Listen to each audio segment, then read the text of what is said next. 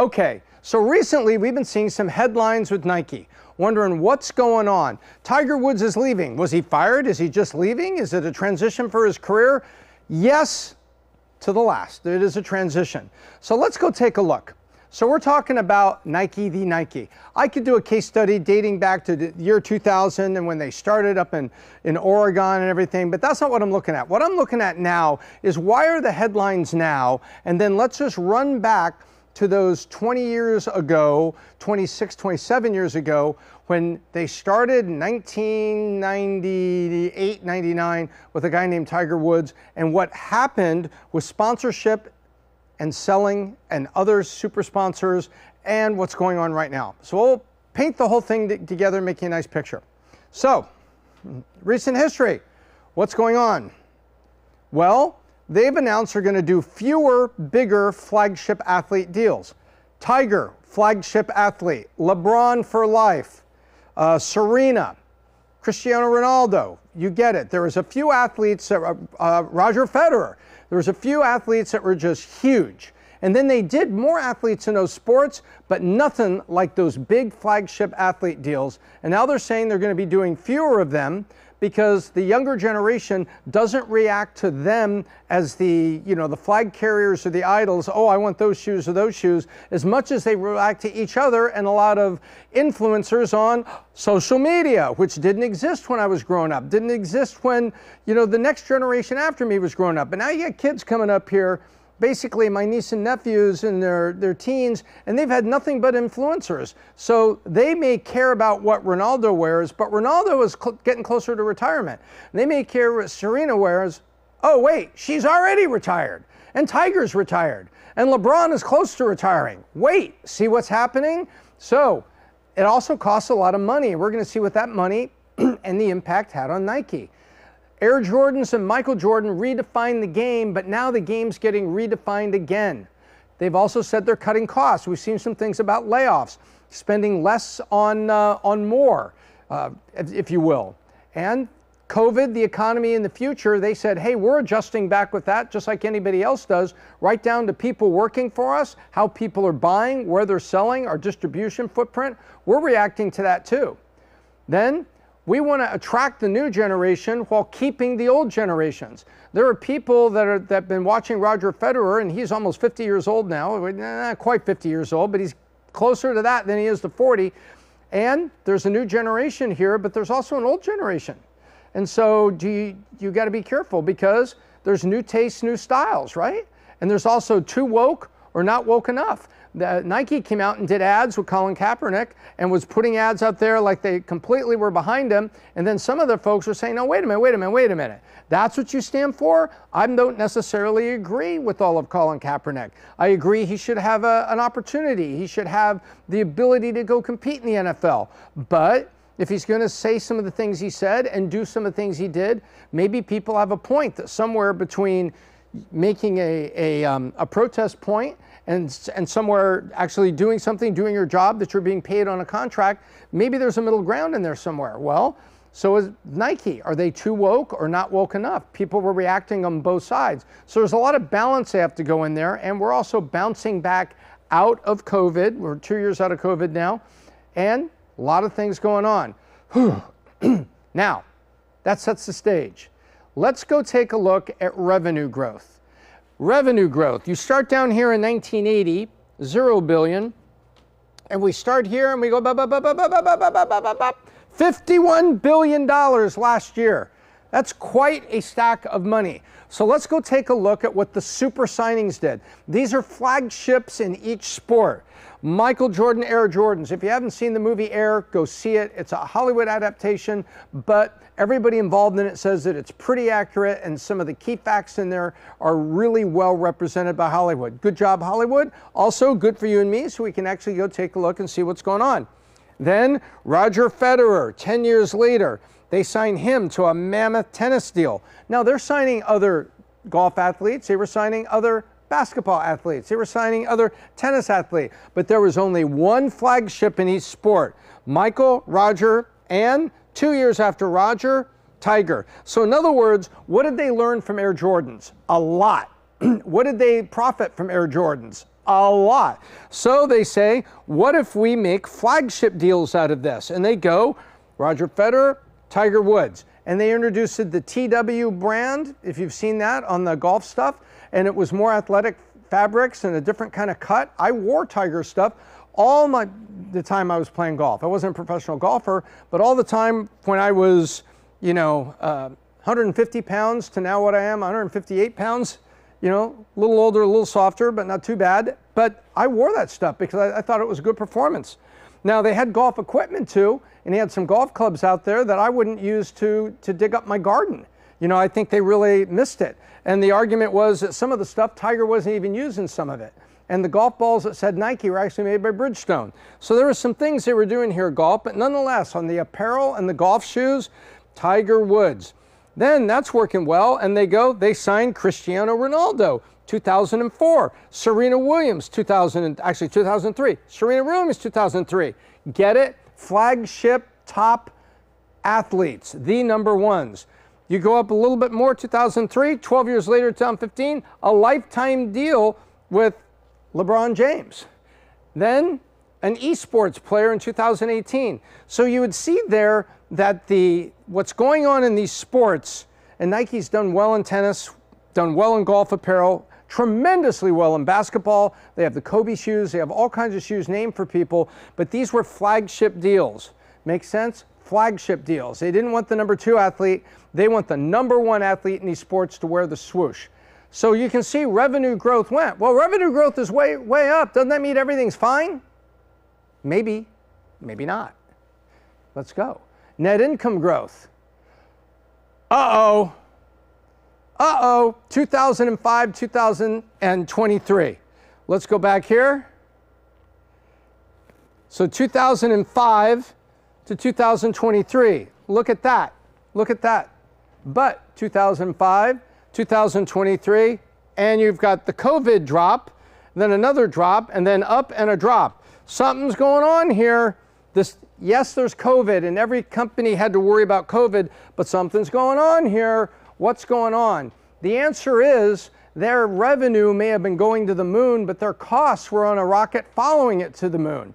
That's not good. If you send your revenue to Mars, you want to send your costs to the moon. And the difference between the moon and Mars is your profit, if that makes sense. That's kind of a weird analogy I was making there, probably because I've just had lunch and way too much coffee and I'm a little jacked up. But let's get back to it. We go up here and you can see that's something going on. They're also on the stock market. So if you see something like this, what do you think is happening between 2015 and 23? What do you think is happening here, this 8 to 10 years and the last 5? Let's go take a look. The stock history. They had an IPO in December of 1980, way back when. And a 20-year run started in 2004. And that would be, remember, Serena, Cristiano, after the big 3, Jordan, Tiger, and then one more that they had signed. And look here. So we have the big run and then we have this thing here. Guess what? The stock market understands. So you signed Tiger and you signed, Tiger's over here. You signed Jordan, you signed Tiger, you signed Federer, then you get into here and all of a sudden you're just suddenly really cranking it out. And so things really moved like in 2010 and zipped up there. So here we go. But now you got a problem there. Check this out. Let's look at a couple numbers. At $105, they are up 45,000% all time. 45,000%. That's pretty dang good. So if you owned $1 of Nike, $1 in 1980, your grandma bought 1 share of Nike. That's now worth $45,000. Interesting. Well, let's take a closer look at what's happening up there. A little bit of a closer look. 2018, 2023, revenue up. We saw that going all the way to 51 billion, but net income growth elusive. Now, that chart I just showed you went all the way back. Now we're squeezing the accordion to look a little bit closer here. From 2018, 19, guess what? Got $51 billion of revenue, man. $51 billion of revenue. What does the market care about? Profit.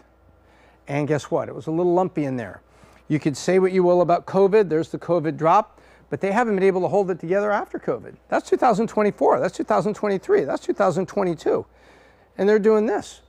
If I showed you a chart of housing prices in your community, what happened in 2021, 22? Whoop. Well, not happening there. Interesting. So net income is elusive. Why is that? Well, recent years have been tough. So take a look at this. Let me explain. This massive scribbles is the average stock return every year from 1984 to 2023, excuse me. And the average is here. The average is that they made 23% stock growth a year. Hey, that's pretty good. 23% per year. This is up 30% in the past 5 years. So basically, you start here, it's up, if you bought $100 worth there, it's up 130 now. After freaking 5 years. That's like 5% a year. They were averaging growth of 23% a year. But now 2023 and 2022, those are red line stock growth, means that the stock has lost value. See? The stock market is an angry beast, and it loves to eat profits, and it loves, loves, loves profits. It does not love revenue to the moon without profits. Now you can see. And this was 1989, just to show you one of their crazy, crazy good years. So there is some good news. So you say, what's going on in Nike? We're going to talk about that. But there is some good news. Check this chart out. This chart starts in 2018, spring and fall, asking Gen Z, what are your preferred footwear brands? 40% said Nike in the spring of 18, and then 18% Vans, 15% Adidas. Watch what happens. Obviously, Nike goes up to where 61% are talking Nike now. Air Jordan lows, Air Jordan reissues, tons and tons and tons of Air Jordans and Air Maxes, Air Max 95, Air Max 360s, and the Air Jordan lows. Blowing them out the door. And yes, there's some Kobe's in there and there's some things like that. Okay, fine. But take a look at this. This is Gen Z. Then you look at Vans. Vans comes up, and then Vans suddenly disappears, and Converse shows up in 22 and 23. So guess what? Converse has replaced Vans, and Vans has sort of disappeared. So going through COVID, Gen Z suddenly just decided Vans weren't hip, weren't stylish, weren't enough, and they disappeared. Adidas is down, Converse replaces Vans, and look at Nike. So Nike's up. So there is opportunity. They're winning the hearts of a new generation. They just got to figure out a way to do it and be profitable. Gen Z did not grow up with those athletes that are on there and the money they're paying them. Tiger? No. Federer? Retired. Serena? Retired. Get it? See what's going on? There was a lot of money that was spent in there. So now they have to find their compass. And this is where it's interesting for you and me. So Tiger Woods and Nike part ways after 27 years. The answer was they're not going to re-sign Tiger Woods. They're just not. And they're trying to find ways to cut costs. So they still have the Tiger Woods golf stuff. They still have some things, but Tiger Woods is no longer going to be the sponsored guy. It's all coming to an end, and we're all done here. So they're going to save the $40 million a year. By the way, Tiger was $500 million in total sponsorships over all those years. $500 million of his net worth came from Nike. So they're going to save a lot of money on this, and there's a new generation of golfers that are not watching Tiger, and Gen Zs are actually not watching a lot of golf. Interesting. Then Nike forecast cut. Rattles sportswear stock as spending stumbles. Guess what? People are not spending out there, even though Gen Z says they prefer Nike overwhelming, they're not spending. And so Nike has to cut its forecast on what it thinks it's going to be, even though it's $51 billion out there. Then, Nike sues New Balance, made in the USA, one of my favorites, and Skechers for patent infringement. So now they got competitors that are apparently doing some things, or this is, by the way, lawsuits can be offensive or defensive. This looks like it's defensive at a time where Nike's trying to, find profitability, and it's trying to find even more traction because it's got to keep growing on 51 billion. 51 billion, by the way, if you grow 10%, that's $5 billion you got to find. If you grow 5%, that's $2.5 billion. Some companies don't have $2.5 billion in sales. And yet Nike at 51 billion, if they want to keep growing, they need to find $2.5 billion of new sales a year, every year, to keep the drum beating. Wow, that's difficult. So now they got this patent infringement going on. So there's some big things that are happening here.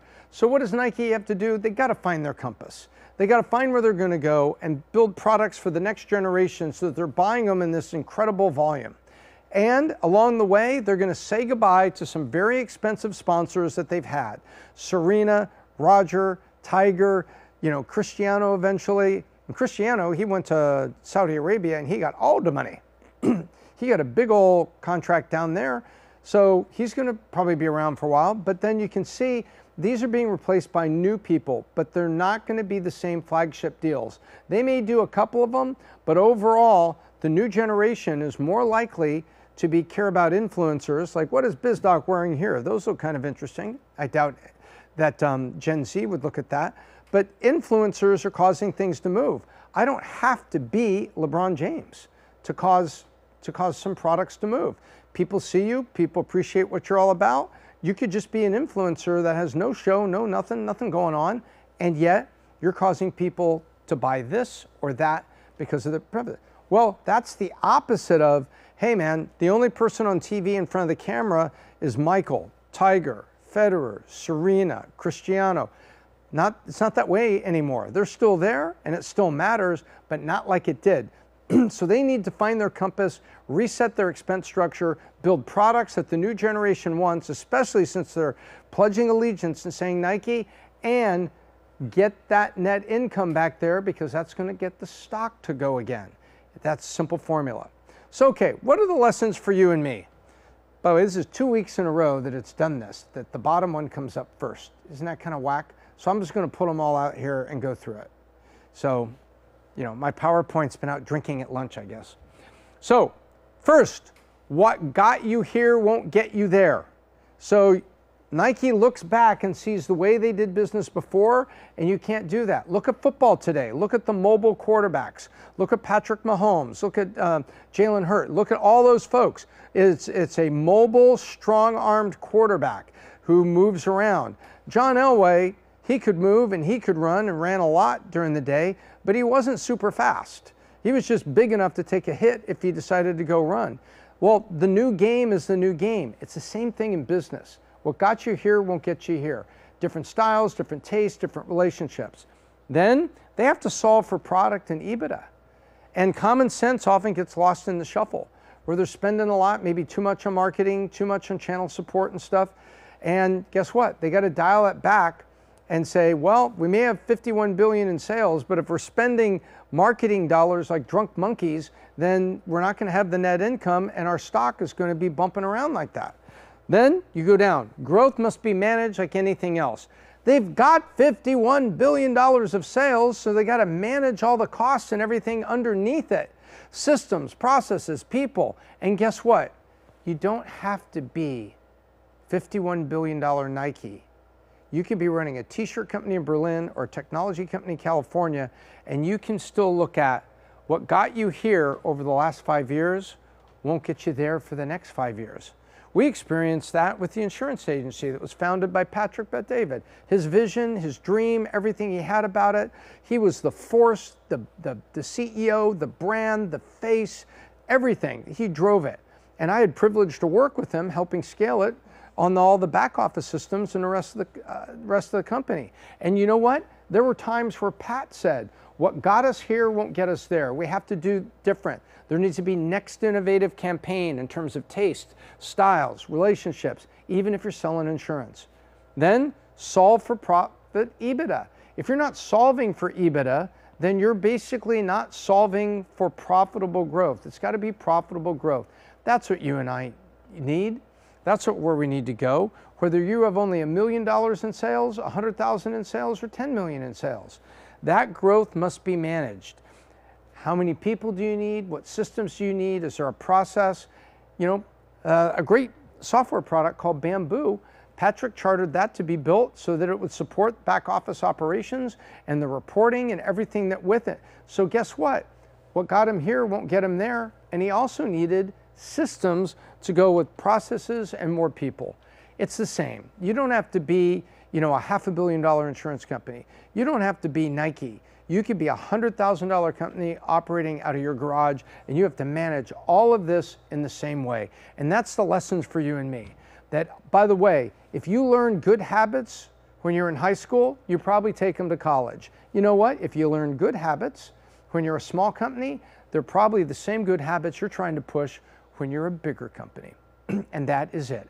And that's really the thing that Nike is facing. Nike has to solve for the new generation of buyers, align their cost with their revenue, and spend less on some of these mega sponsorships, their words, not mine, and just do it. And their stock's going to be back on a tear because it's a beloved brand that's been here an awful long time. And if they're able to feed the stock market the net income and profit at once, it will feed them an increasing stock price.